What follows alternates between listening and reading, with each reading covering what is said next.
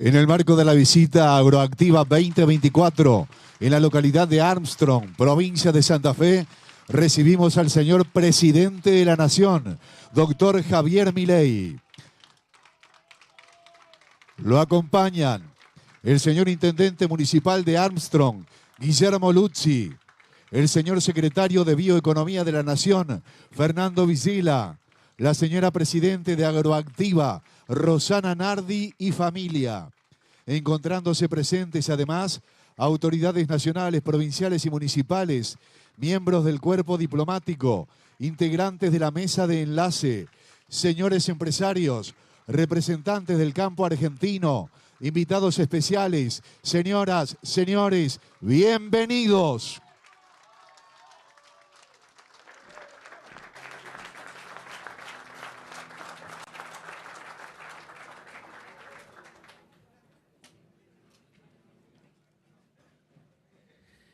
En el estrado ya se encuentran ubicados el señor presidente de la Nación, doctor Javier Milei, junto al señor diputado nacional, José Luis Espert. Señor diputado, tiene usted la palabra. Muchas gracias. Muy buenas tardes a todos. Muy feliz de estar aquí con mi familia, con la familia del campo, con la familia agropecuaria. Como lo sabrán algunos, y si no se los cuento hoy, yo nací en Pergamino, provincia de Buenos Aires. Toda la vida mi familia ha tenido como actividad la actividad agropecuaria. Hoy la actividad agropecuaria está gerenciada por mi hermano, mi querido hermano Gustavo Espert, que por acá estará, allá atrás. Bueno, se ha ocultado un poco. Mi hermano querido, gracias por estar acá, acompañándome y acompañando al señor presidente.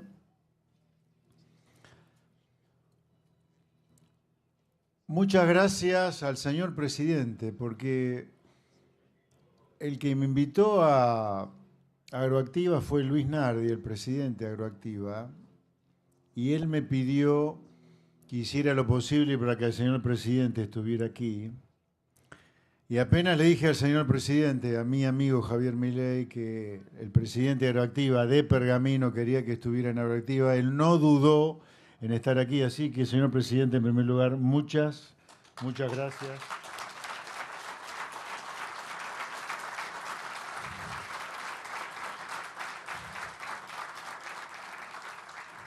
Demostrando una vez más, en particular para conmigo, una enorme generosidad. Y lo digo cada vez que puedo. Javier conmigo ha sido extremadamente generoso, siempre, desde que nos conocemos, hace ya, ¿no? Estamos 2014 aproximadamente, ¿sí? O antes, casi 10 años por lo menos entonces, y siempre fue muy generoso conmigo, desde que nos conocemos. Si hay una anécdota para contar, que la cuente el señor presidente, no voy a hacer yo. Tenemos muchas, pero bueno, hay una muy peculiar. Él ha sido muy generoso conmigo siempre, repito. A ver, ¿qué es lo que recibimos como gobierno cuando Javier Milei asume la presidencia el 10 de diciembre? Un país muy cercano a una nueva crisis. Argentina ya venía con 6 crisis en los últimos 60 años, una en promedio cada 10, y se aproximaba a la 7ª crisis, una 7ª crisis que muy probablemente hubiera sido una hiperinflación. Si uno analiza algunos índices de precios que recibimos cuando el presidente asume la presidencia el 10 de diciembre, estábamos cercanos al 14.000, 15.000% de inflación anualizado. Esto es una hiperinflación. Un sistema fiscal completamente roto, un gasto público desbordado, fiscal y cuasi fiscal. Una Argentina relacionándose con las lacras del mundo como Venezuela, Cuba, Nicaragua, completamente alejado del primer mundo, completamente alejado de Occidente. Un sistema educativo roto, con las calles tomadas por estos delincuentes traficantes de la pobreza como los Grabois, los Pérsicos, los Beliboni. Con una economía completamente cerrada, con el agro transformado por el anterior gobierno de manera absolutamente injusta, inadecuada, en un enemigo del pueblo, cuando sin campo no hay nación, y eso el presidente lo tiene muy claro. Y a partir de ahí comenzamos un proceso de reformas. ¿Cuál es la primera gran reforma que el gobierno que preside Javier Milei ha encarado? Básicamente terminar con los impuestos en Argentina. Y el primero, bajando el gasto público. La única manera de bajar impuestos es bajando el gasto público. Así que acá lo que domina, lo que trasciende, lo que atraviesa el gobierno del presidente Milei, nuestro gobierno, es la baja de impuestos par y paso con la baja de gasto público. La primera etapa de la baja de gasto público es eliminar el impuesto inflacionario. Pero hay que tener claro, este gobierno baja el gasto público desde el primer día. Desde el primer día la casta política paga el costo de bajar el gasto público. Y el primer impuesto que estamos bajando, insisto, y eliminando es el impuesto inflacionario. De hecho, de recibir una economía casi hiperinflacionaria, estamos yendo en mayo a una inflación por abajo del 5% cuando sea anunciada a mediados de junio. Repito, esto en la historia argentina nunca ocurrió antes. Nunca ocurrió que un gobierno, encontrando una economía al borde de una hiperinflación, en solo 5 meses estemos con una inflación por abajo del 5%.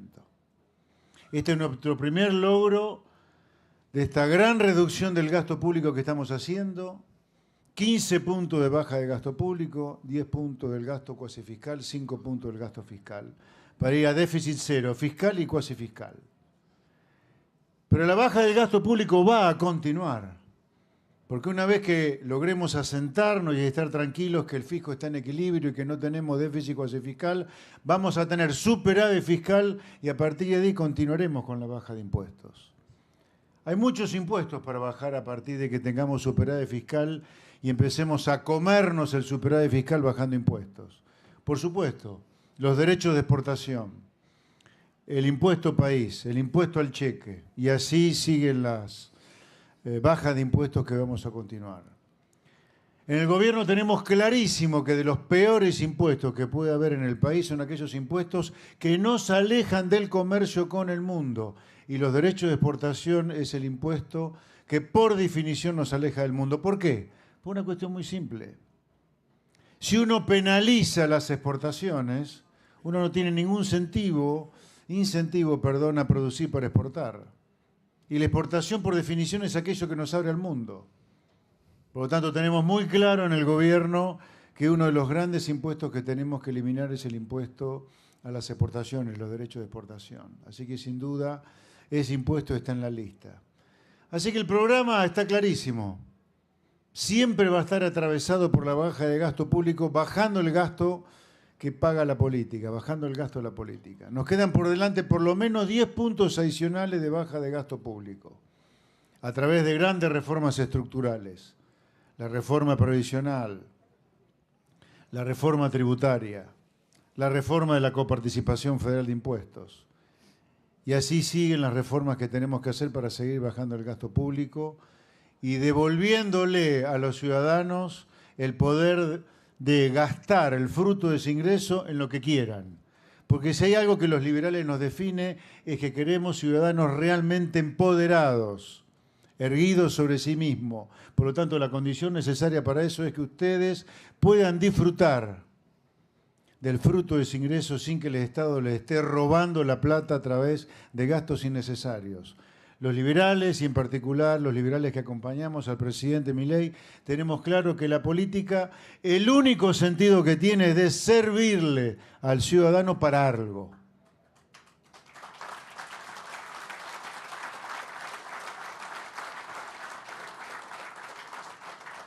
No concebimos a la política como un fin en sí mismo, sino como un medio y solo un medio para lograr cosas. Que ustedes tengan seguridad, que tengan defensa, que tengan justicia, que tengan diplomacia, bienes que lamentablemente algunos no se lo pueden proveer ustedes mismos. Si no, no tendríamos Estado directamente. Ojalá no pudiéramos tener Estado. Ojalá que algún día exista alguna experiencia maravillosa por la cual nosotros como sector privado nos podamos dar todos los bienes por nosotros mismos. Ojalá. Y esa es la tarea que el presidente tiene como meta y por lo tanto, sin más, le doy la palabra a nuestro querido señor presidente, el señor Javier Milei.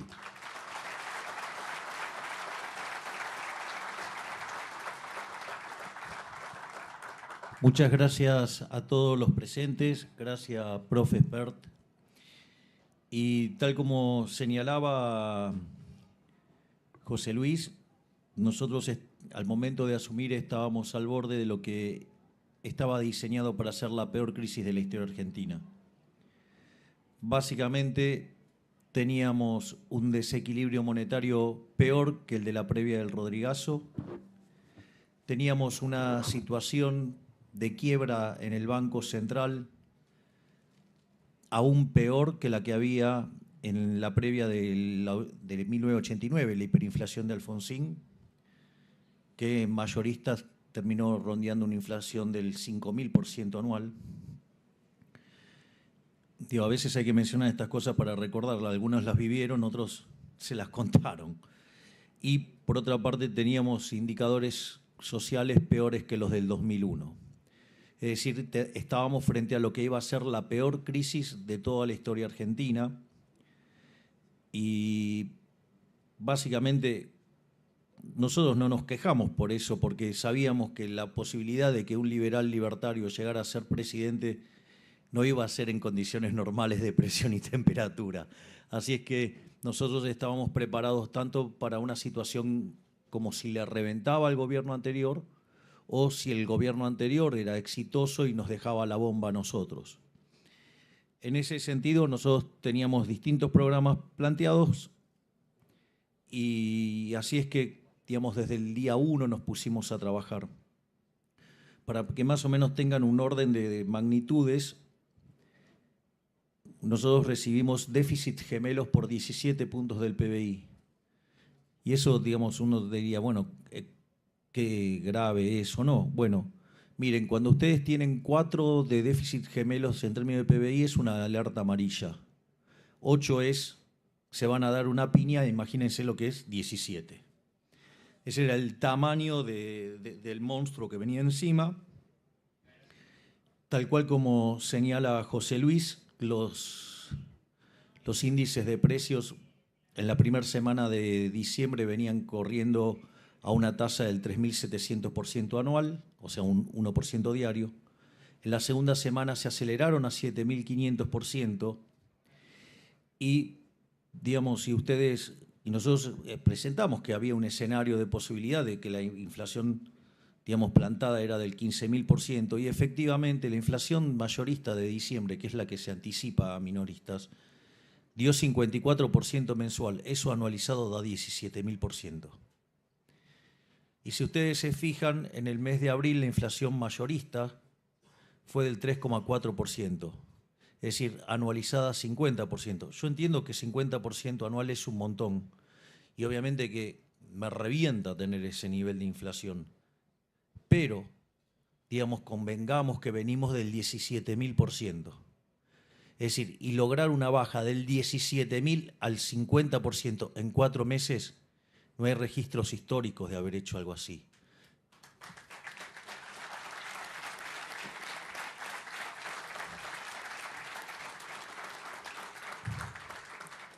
Porque al mismo tiempo nosotros eso lo logramos sin que hubiera un estallido previo, como en otros casos, lo logramos sin que hubiera expropiaciones, llámese como por ejemplo un plan Bonex, lo logramos sin controles ni acuerdos de precios y al mismo tiempo tampoco fijamos el tipo de cambio, que es un mecanismo para acelerar la baja de la inflación.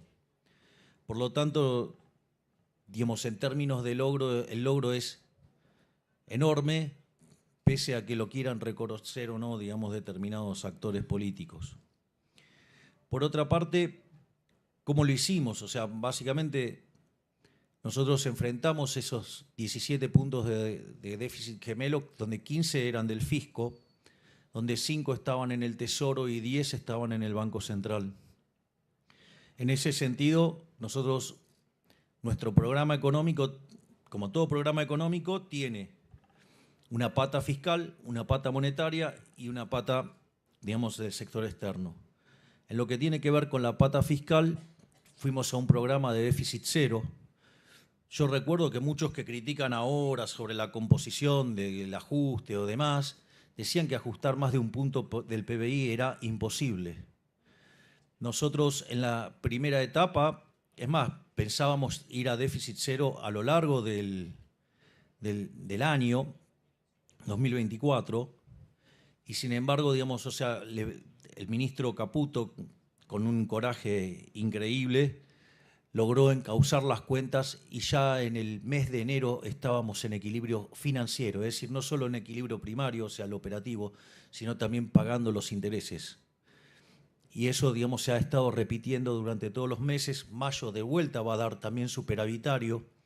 Y si bien estacionalmente por el pago de aguinaldos el mes de junio es deficitario, cuando ustedes toman los 6 meses juntos, somos superavitarios.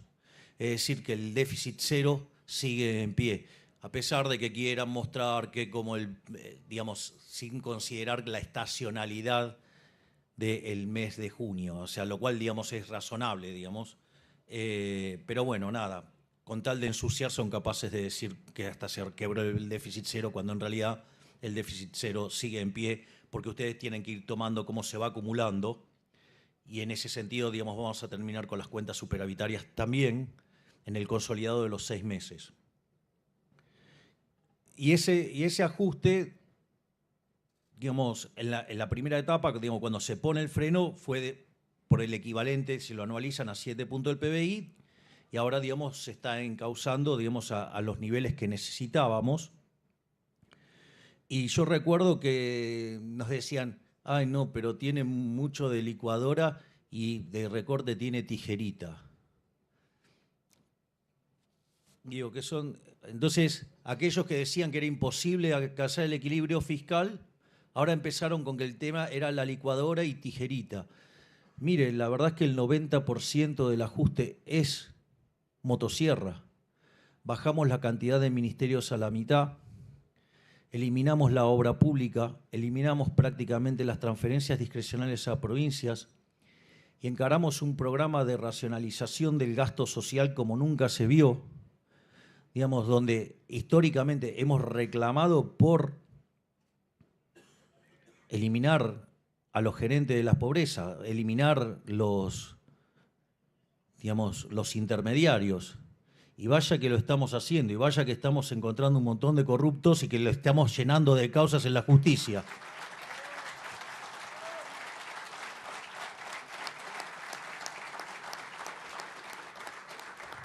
Por ende, no solo que estamos cumpliendo con el mandato de las urnas de bajar la inflación, estamos cumpliendo con el mandato de poner la calle en orden, cosa que gran mérito de la ministra Bullrich, sino que además estamos dando una lucha sin cuartel contra los corruptos y los que hundieron a este país, que usan las causas nobles para esconderse detrás de los pobres, y cuando ustedes le están tocando el curro, los acusan de insensibles.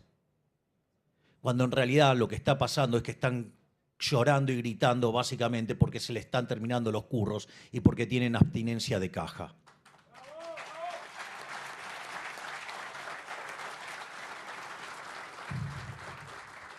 La otra parte titánica fue el trabajo del Banco Central, teniendo que enfrentar un déficit cuasi fiscal por 10 puntos del PBI.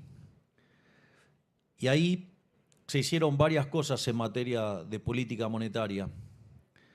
Por un lado, nosotros teníamos reservas internacionales netas negativas por 11.500 millones de dólares, casi 12.000 millones de dólares. Además, teníamos una brecha cambiaria del 200%, había una relación 3-1. Y recuerdo cuando estábamos digamos, yo después de las elecciones de las PASO, me fui a vivir al Hotel Libertador, porque, digamos, nada, como estaba viviendo en Benavides, eso implicaba por lo menos 1 hora de viaje en horas no pico, y en hora pico podía llegar a tardar 2 o 3. Entonces, por una cuestión, digo, de la dinámica, necesitaba quedarme en Capital Federal. Y Y yo recuerdo cuando estábamos en el Hotel Libertador con Toto Caputo, con Santiago Bausili y parte de ese equipo maravilloso que han armado, y había que decir, bueno, en rigor no podíamos salir del cepo, porque básicamente teníamos el problema de la deuda de la CIRA, que era un equivalente a 50.000 millones de dólares, teníamos el problema de los dividendos atrapados, teníamos el problema de los pasivos remunerados. Digo, para que vean el nivel de perversión de lo que dejó el gobierno anterior, nosotros pasaron todos los pasivos remunerados a un día. Esto quiere decir que si nosotros abríamos alegremente, como ellos esperaban que lo hicieran, sin tener conciencia de todo esto, íbamos a quintuplicar la base monetaria en un día. Digo, la hiper era evidente, iban a empezar con su tradicional política de los saqueos y ataque a supermercados y todas esas cosas que hoy algunos periodistas andan promoviendo, es decir, lo cual constituye un delito. Y en ese sentido, digamos, ellos tenían planeado, digamos, derrocar al gobierno para diciembre, para que ya en enero ellos ya estuvieran, y todo el costo del ajuste y hacer todo el desastre inflacionario que lo pagáramos nosotros y terminar de matar de una vez por siempre al liberalismo en Argentina.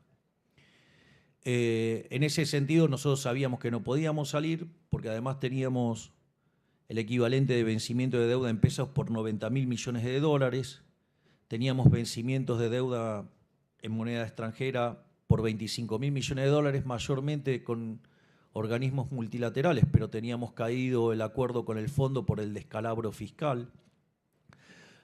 Miren, para que más o menos se dé una idea del descalabro que generó esta gente, a lo largo de los 4 años se emitieron dinero por 28 puntos del PBI, que es la verdadera estafa del señoriaje, que después se traduce en el impuesto inflacionario, lo que estaba mencionando muy correctamente antes el profe Spert. Emitieron 28 puntos del PBI, o sea, se afanaron 28 puntos del PBI, porque la emisión monetaria es una estafa, pero de esos 28 emitieron 13 puntos del PBI durante el último año. Digamos, es un escándalo. Lo que hicieron es un escándalo. Y entonces, recuerdo que en aquel momento los economistas decían que el tipo de cambio había que llevarlo a 600 pesos y tenían un escenario de inflación, digamos, el consenso, y todos lo repetían bastante ese consenso. Es interesante porque nosotros, digamos, yo cuando estábamos ahí, yo les digo, pongamos el tipo de cambio a un tipo de cambio que se asimile al del mercado. Eso ahora voy a explicar por qué, pero entonces, dado que estábamos contemplando, digamos, el impuesto país, entonces eso daba que había que ponerlo en torno a 800 pesos. Y nos criticaron muchísimo por eso. Ahora, esos mismos que nos están criticando ahora y que hablan del atraso cambiario, ellos habían hecho el escenario con 600 de tipo de cambio y con más inflación. Nosotros lo pusimos en 800 y con mucho menos inflación.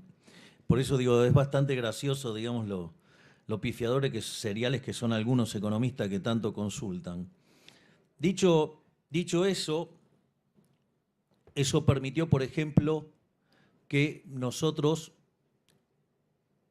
compráramos desde el inicio de la gestión 17.500 millones de dólares. Me encanta cuando vienen y lo critican, digamos, los que en el medio saquearon al Banco Central por 45.000 millones de dólares. Al mismo tiempo, lo que tiene que ver con los pasivos remunerados que generaban 10 puntos de déficit fiscal en términos del PBI, hemos bajado ese déficit a 1 punto del PBI. Es decir, que entre los 7 que ahora quedaron 6, que hicimos en el Tesoro y los 9 que hicimos en el Banco Central, el ajuste son 15 puntos del PBI. Es decir, y le estamos devolviendo al sector privado 15 puntos del PBI.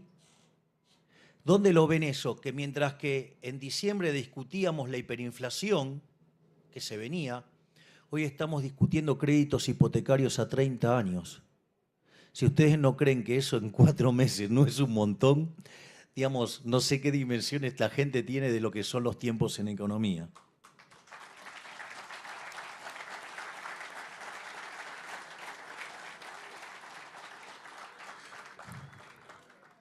Y otra cosa que era muy interesante era cómo entonces, porque yo les acabo de adelantar el resultado de cuánto achicamos el cuasi fiscal, pero también es muy interesante cómo fue bajado eso, ¿no? Porque nosotros lo que hicimos fue arbitrar la tasa en dólares. Es decir, teniendo en cuenta que digo que los argentinos, como consecuencia de haber sido estafados desde el año 1935 en adelante con la moneda local, digo, tiendan a querer comprar dólares. Es decir, que la economía sea monetaria no es porque los argentinos son malos, es porque hemos tenido políticos que son reverenda mierda.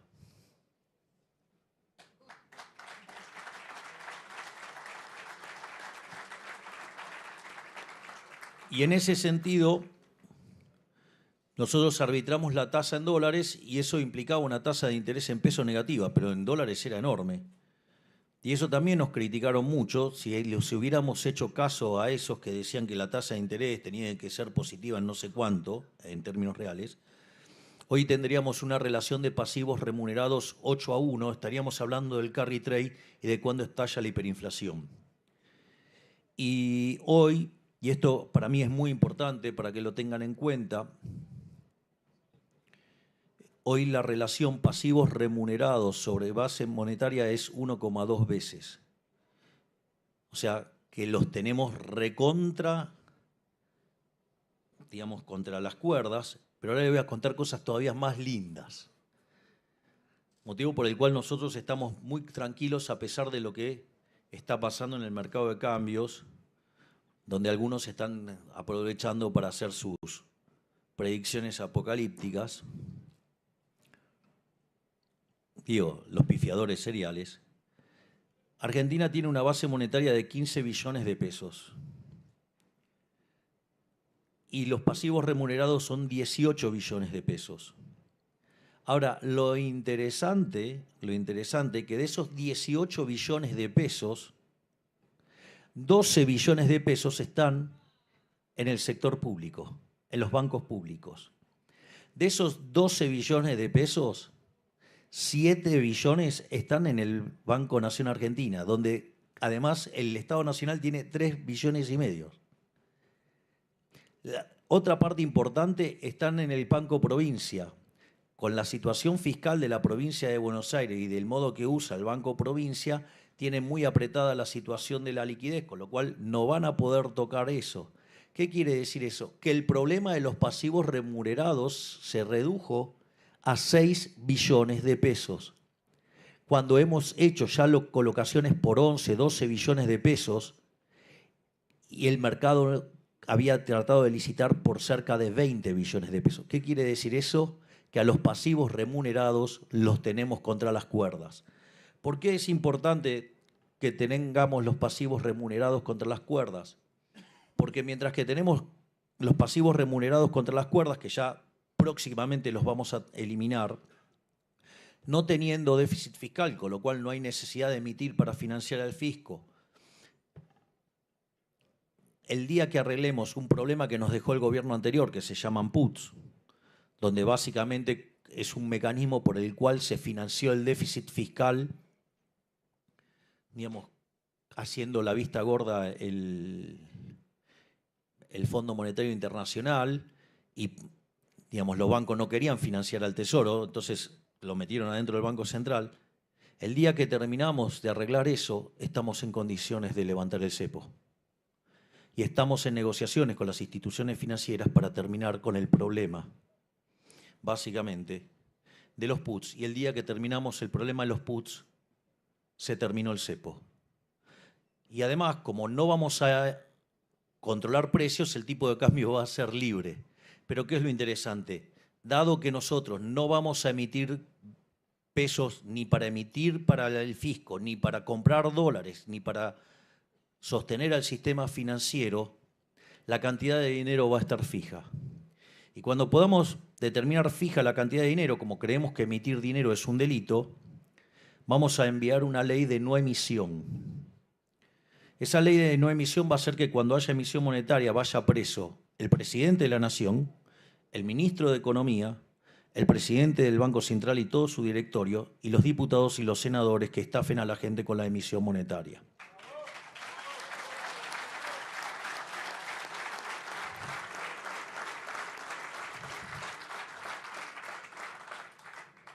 Ahora, es cierto que hay algunos que pueden decir, bueno, pero acá hubo leyes y se las llevaron puestas. Sí, es cierto. Ahora, también es cierto que nosotros le vamos a dar a esta ley categoría de delito de lesa humanidad. Por lo tanto, es imprescriptible. Entonces, sí, va a poder venir otro gobierno de repente, volver a emitir y volver a las andadas. Y seguro que van a querer cambiar la ley cuando quieran hacer eso y van a dar un montón de motivos muy sensibleros, como hacen siempre. Pero siempre cuando vuelva la inflación, la gente va a recordar que los liberales somos los que exterminaron la inflación. Y ahí, digamos, cuando vuelva otro gobierno, va a recordarles que ese era un delito imprescriptible y los va a meter a todos presos. Así es que, digamos, vamos a avanzar con eso porque vamos a terminar definitivamente para siempre con la inflación en Argentina.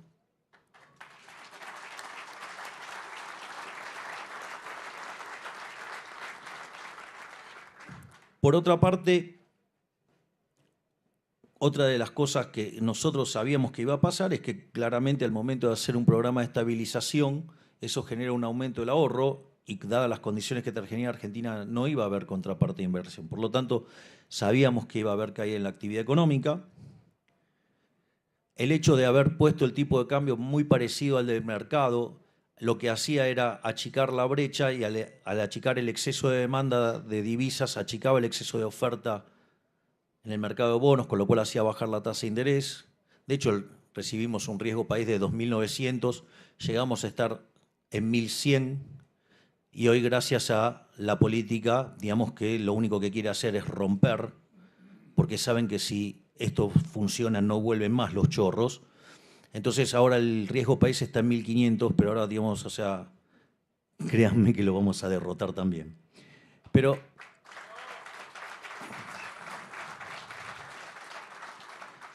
al margen de eso, una de las cosas que hicimos fue duplicar a UH. De hecho, la UH está en el nivel más alto desde que se empezó a otorgar. Digamos, si le suman la tarjeta alimentar, nunca hubo tanta asistencia, digamos, al sector vulnerable de la economía. Además, dimos asistencia a la clase media vía entrega de útiles y vía financiamiento de la cuota de los colegios. Y si bien el primer trimestre caímos mucho menos de lo que deberíamos haber caído en condiciones al ajuste que estamos haciendo. Y lo más interesante, y eso es lo que tiene tan nerviosos a los políticos, porque no solo que está bajando la inflación, empezó a rebotar la actividad económica. Cuando ustedes empiezan a mirar los indicadores económicos, es cierto que contra el año anterior dan caída, pero cuando miran el mes a mes desestacionalizado, están la gran mayoría de los indicadores subiendo muy fuertemente. ¿Quieren un ejemplo? Por ejemplo, el crédito. El crédito está creciendo 650% respecto al año anterior y está creciendo 45% respecto al mes pasado. Es decir, la economía está rebotando y va a rebotar fuerte. Entonces, si hoy, digamos, a pesar de haber hecho el ajuste más grande de la historia de la humanidad, mi imagen sigue estando en los niveles de cuando asumimos, cuando la intención de votos del espacio está en torno al 55%, o sea, con lo cual si fuéramos una elección general ganaríamos en primera vuelta por escándalo. ¿Saben qué? Los chorros están nerviosos. La casta tiene miedo y tiene tanto miedo que lo único que hace es querer sabotear a este gobierno.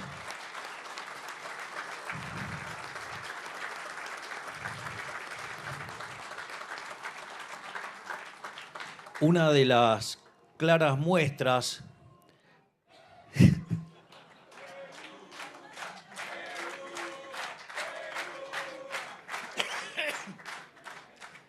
Sí, ese soy yo. ¿Por qué será? No sos vos. Vos no sos. Vos no sos. Esperen un poco, estoy terminando la conferencia. Entonces, fíjense esto, lo que hacen los degenerados fiscales que están en el Congreso. Es decir, están todo el tiempo enviando leyes para tratar de sabotear la columna vertebral del programa económico, que es el superávit fiscal. Una muestra de ellos la dieron ayer, pero además no podían dejar de demostrar que son una casta inmunda, porque se subieron 80% las dietas. Es decir, para pasar las reformas estructurales que necesitamos los argentinos de bien, llevan tomándose 6 meses. Para aprobar el aumento para ellos, rapidito lo hacen, ¿eh? Qué eficiente que son cuando quieren, digamos, con la de ellos. Y como si todo esto fuera poco, se bloqueó el tema de eliminar la jubilación de privilegio. Así es que a mí me importa un rábano. Digamos, yo voy a renunciar a mi jubilación de privilegio. Porque ¿saben qué? Digamos, si yo hago bien mi trabajo, después voy a poder seguir trabajando en el sector privado cuando deje este puesto. Pero claro, estos están acostumbrados a hacer zafarrancho durante los últimos 100 años, entonces tienen un seguro que son las jubilaciones de privilegio. No, basta, si hiciste las cosas mal, mereces cagarte de hambre por hijo de puta. Y por eso hay que eliminarlas.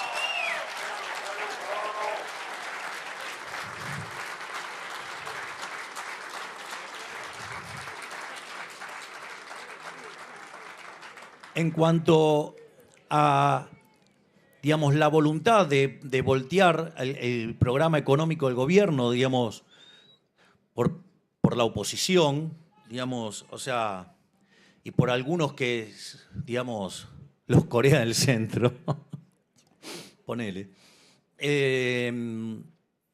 La realidad es que nosotros, si van contra el equilibrio fiscal, nosotros vamos a vetar todo lo que vaya contra el equilibrio fiscal. No voy a entregar el déficit cero de ninguna manera. Y si aún así buscaran el mecanismo para seguir rompiendo el equilibrio fiscal, voy a bajar más el gasto público hasta que les duela más a la política. Así que no tengan dudas que el déficit cero está para quedarse.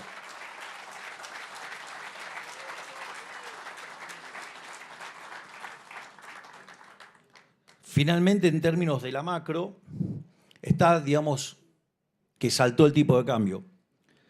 Ahora, la realidad es que nosotros sostenemos que la inflación es siempre y en todo lugar un fenómeno monetario que se genera por un exceso de oferta de dinero, ya sea porque sube la oferta o porque cae la demanda. Y eso hace que el poder adquisitivo del peso caiga y todos los precios expresados en unidades monetarias suban. Y el dólar es un precio más de la economía. Entonces, ¿por qué sube el dólar? Entonces uno dice, bueno, la realidad es que ¿hay lugar para que caiga la demanda de dinero? Miren, la verdad que no. Porque cuando ustedes toman la base monetaria durante el siglo XXI, en promedio fue 9-10% del PBI. Y hoy la base monetaria es 2.8 del PBI. No hay mucho lugar para que caiga la demanda de dinero. Es más, dice, bueno, pero están los remunerados y se podrían... Supongamos que tomamos el total de los remunerados, que ya sabemos que no sería lo correcto. Aun cuando tomáramos el total de los remunerados, estamos en 6% del PBI. Por lo tanto, no tiene que ver con un problema de la demanda. Entonces la pregunta es, ¿tiene que ver con un problema de la oferta? No, si no estamos emitiendo para financiar el fisco. Entonces, ¿por qué pasa esto? Básicamente pasa por culpa de los degenerados fiscales que están en el Congreso. ¿Qué es lo que pasa? Cuando los degenerados fiscales, digamos, están tratando de torpedear el superávit fiscal, lo que pasa es que la percepción es que si lo lograran, la condición de solvencia del Estado cae, del gobierno cae y por ende, digamos, el precio de los bonos cae. ¿Y por qué esto es importante? Y eso es lo que ustedes ven hoy con un riesgo país de 1.500. ¿Por qué es importante esto? Porque ustedes hoy, como hay control de capitales, no compran dólares de manera directa, lo hacen de manera indirecta. Y en ese sentido, el mecanismo indirecto para hacerlo es los bonos. Entonces, ustedes hoy en el precio de los bonos, lo que están viendo es el problema, digo, de los degenerados fiscales tratando de romper el equilibrio fiscal y no obedece a un problema monetario. Digamos, cuando vean los números de mayo, cuando vean los números de junio y vean que el resultado fiscal es granítico y no vamos a entregar el resultado fiscal, automáticamente los números de los bonos se van a acomodar y automáticamente se va a acomodar el tipo de cambio. Por eso es que no estamos nerviosos con lo que está pasando con el tipo de cambio. Y digamos, y nos causa bastante gracias a todos los apocalípticos, pifiadores seriales, que quieren que las cosas salgan mal para poder convalidar los modelos pedorros con los que pifiaron siempre.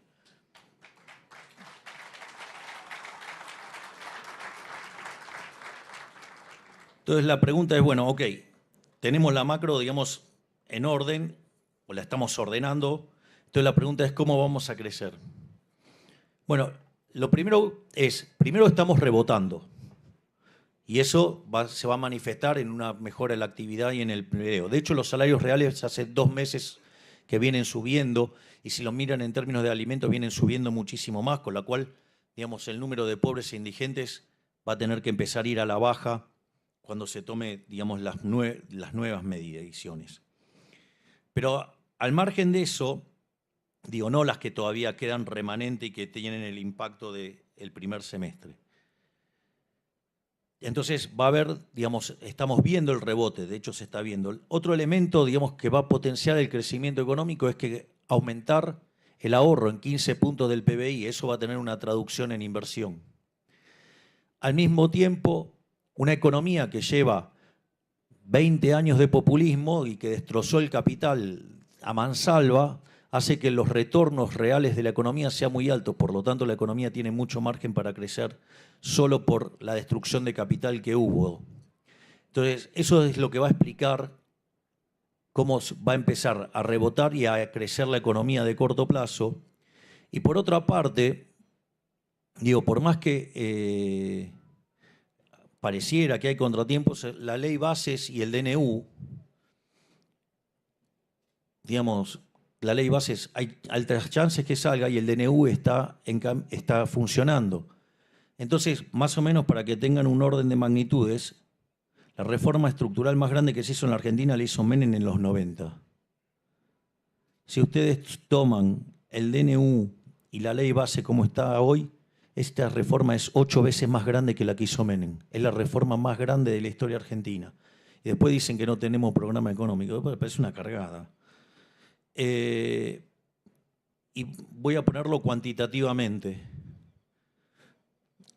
Estas reformas implican que vamos a subir en libertad económica 90 puestos. Es decir, dejaríamos de ser un país que iba camino a convertirse en Venezuela y vamos camino a convertirnos en un país parecido a Alemania o a Francia o a Italia.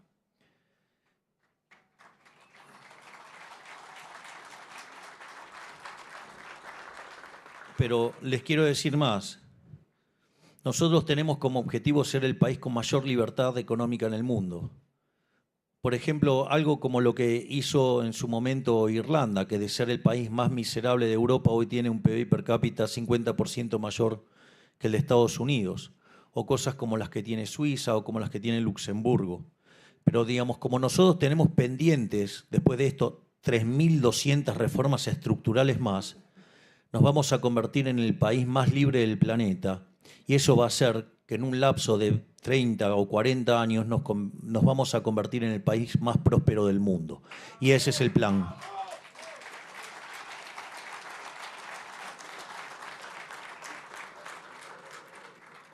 Y finalmente, lo más interesante es ¿qué vamos a hacer cuando la economía empiece a crecer? Porque ahí van a aparecer muchos recursos fiscales. Obviamente que los degenerados fiscales que quieren hacer, gastarla a ellos. Bueno, nuestra idea es que cuando se empiece a dar de manera sostenida el superávit fiscal, devolvérselo a la gente de bien, a los que trabajan, a los que verdaderamente son los grandes héroes de la Argentina, devolvérselo con baja de impuestos.